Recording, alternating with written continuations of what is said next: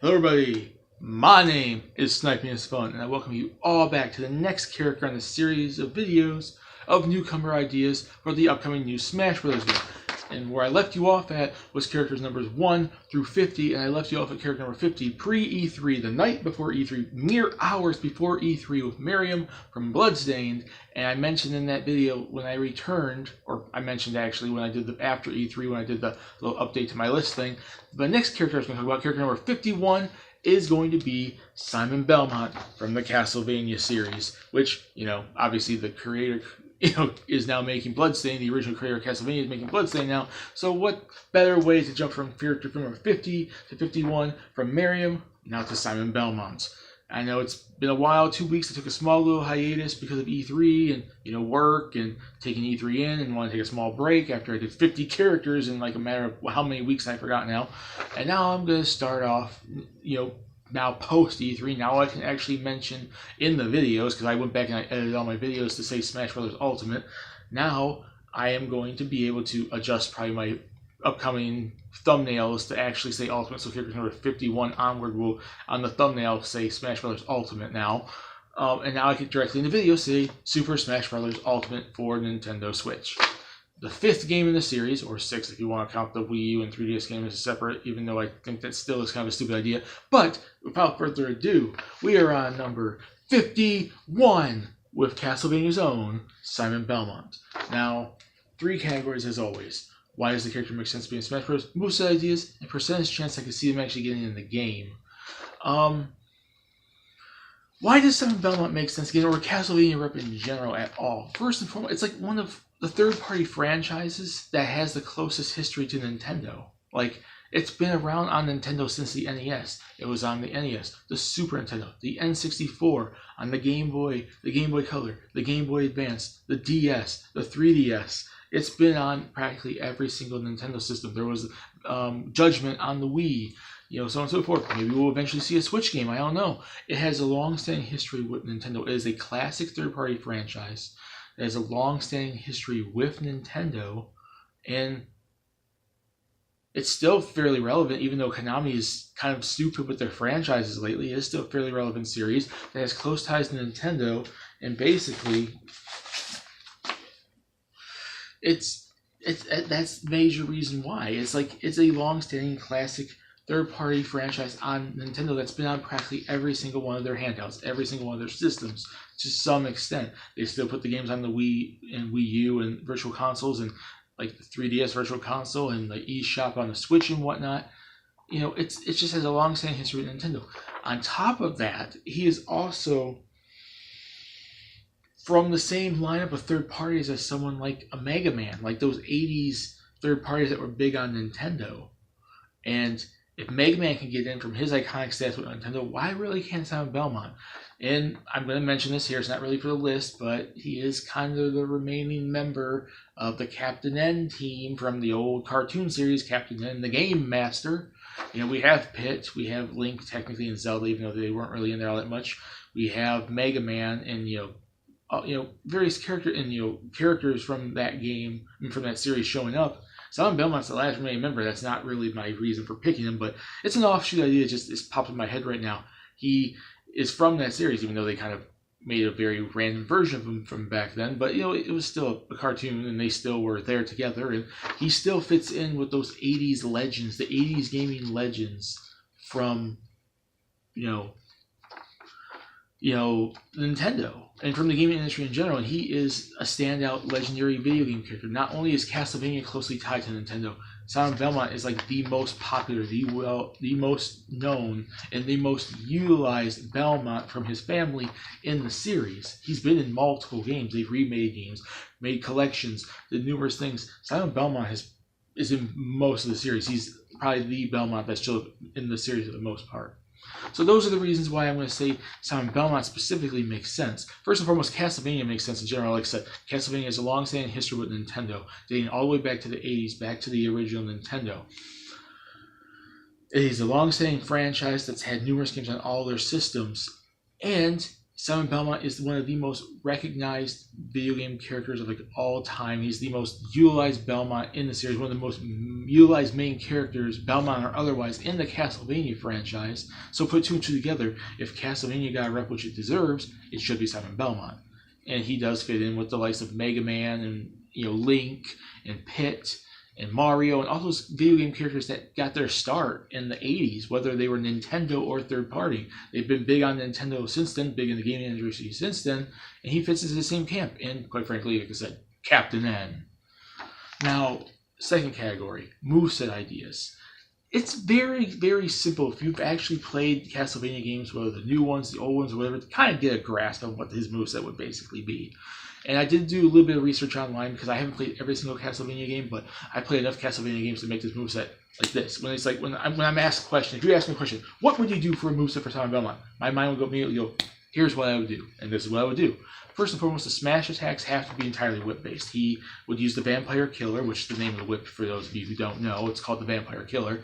It is a mystical, magical whip that can kill Dracula and all the monsters of darkness and everything that works under Dracula. That's basically the whole reason why it was created, was to stop evil, to stop the evil darkness and all that stuff. So the whip would be his main smash attacks. He'd be jabbing with it, extending it forward. He'd be whipping it around like in Super Castlevania 4, swinging it around. You could do it. You could do an up slash. You can do sideways slashes, up, down, a downward strike, an upward strike of the whip, just whipping it. You can grab opponents with it. That would be his grab. He'd be grabbing them with the whip. And it's just, you could charge the whip too. So basically, you'd be able to charge it for more powerful attacks. And if you fully charge it, you get the spiked whip. The fully charged whip strike will be a spiked whip, which has appeared in a few different games in the series. So it'd be the spiked whip. Would be his fully charged smash attack. You could just normally jab it with it, or you could hold it back and do medium charge, which would do more damage, but it's not to the full charge, which would get the whip, which would be the spiked whip when you get fully charged. So I'd make his smash attacks entirely based on the whip, because his special attacks is where I'd pick all the sub-weapons. His special attacks is where I'd give all the extra little items he uses in the game, which, now it's got special attacks. The daggers, the holy water. Oh, sorry. The daggers, the holy water, the holy cross, the axes, the sacred flames, fire kind of thing. All his special attacks would be ranged weapons. His smash attacks would all be close range with the whip. His smash attacks would be all the ranged weapons. You'd be throwing daggers. Daggers would be just a straightforward throw, kind of like how Sheik does her three things, except it'd be one dagger, one straightforward dagger. The axes would be thrown in an overarching motion, the holy water would be thrown to the ground and in front of you, and if the person stands in it, it could last maybe 3 seconds, because usually in the game it lasts for about 3 to 4 seconds. They get hurt. You throw the holy water to the ground. The sacred flame is basically the same thing. You throw the flame forward, and it kind of burns the ground, burns the stage in front of them. And basically the holy cross is kind of like a boomerang type thing. It goes flying forward, spins, and then it kind of comes back. So all his special attacks would be ranged weapons. And his smash attack is all whip up close whip attacks. I think that would be the best way to represent him, because it's you represent both sides of the Castlevania series. You represent the whip, which is the Vampire Killer, which is the main weapon of the series, at least for the Belmonts and some side members of the family and whatnot. There are people that use the whip that aren't Belmonts, but it's mostly a Belmont thing. And then the sub-weapons are majorly important to the series because it's kind of required to use them to beat the game, and they are historical to the series too. The axe is very iconic to Castlevania. The daggers, the holy water, the sacred flames, the holy cross. It's all basically different weapons that you utilize, because the whip isn't going to help you the entire game except for maybe Castlevania 4. And that's basically it. And then for the Final Smash, I didn't really know a Final Smash. This is where I kind of had to do a little bit of research on, because I knew Smash attack would all be entirely the whip, the Vampire Killer, and the special attacks would all be the sub-weapons like the dagger and the axes. I could immediately think of that because I played numerous Castlevania games. I was trying to think, what would his Final Smash be? And now we have to take into account, now that Smash Bros. Ultimate was shown at E3, nothing transformations, nothing. They can't be transformations or long, intuitive, Final Smash. It's quick and to the point. And I did a little bit of research, and then I seen someone mention this, and I'm like, yeah, that I remember that was in the game. It's the Flame Whip. I'm giving him his Final Smash the Flame Whip. What he will do, it'll be initially he just goes forward, he charges his whip, and he shoots it out, and the whip's on fire, and any opponent you catch in that whip, you'll go into a quick cutscene, kind of like Shulk or Mega Man type thing, where they're all like engulfed in like darkness, maybe in a graveyard type situation, or inside Castlevania, which is the name of Dracula's castle. For those of you who don't know, it's a little cutscene where the people are like, oh, sorry. And then Simon Belmont runs forward and starts whipping like crazy, setting them on fire. And he gets them flying off the stage. There you go. That's how I give him. That's what I would give him for a Final Smash. So, smash attacks would basically be the vampire killer, the whip. The special attacks will all be the sub weapons: axes, crosses, sacred flames, daggers, holy water. And then the flame whip would be the Final Smash. It's just you lunge forward, kind of like how you have to catch with Shulk or with Mega Man. It's a catch Final Smash. You have to catch them. Once you activate the Final Smash, he lunges forward with a Flame Whip, and anyone that's caught in it will be sent into a cutscene where they're all like engulfed in like a graveyard Castlevania type scenario scene where they're all like engulfed in darkness, and he rushes them through the darkness and did like an attack like how Shulk and his party, like in Shulk's Final Smash with Fiora now and Dunman and everything, and Ricky just attack the opponent.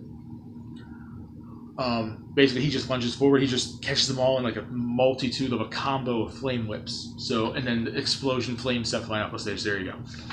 And that's it for for Simon Belmont. Now, in terms of percentage chance I can see him getting in, I've given decent percentage chances for third-party characters, retro characters, Nintendo characters, whatnot, for characters numbers 1 through 50. And I'm going to say I'm going to give him about an 85% chance. Maybe 90 at the highest. I'm going to say it this wise. Because of his iconic status to Nintendo, and because they kind of screwed over Bomberman, I think he's the next obvious with Snake, the next Konami rep. And I think because they kind of, did what they did with Bomberman, I think and Snake's brought back in the same game, I feel they're going to give Snake a partner from Konami, and that might be him. He's so iconic to Nintendo. He's so close to Nintendo. Most Castlevania games have him. Castlevania has been, he's one of the next iconic third parties to add. There's not very many iconic ones left to add. There was Bomberman, which they screwed over. There's Ryu, Hayabusa, Simon Belmont, and whatnot. And then you have the smaller choices like Travis Touchdown, Shantae, Shovel Knight, and whatnot.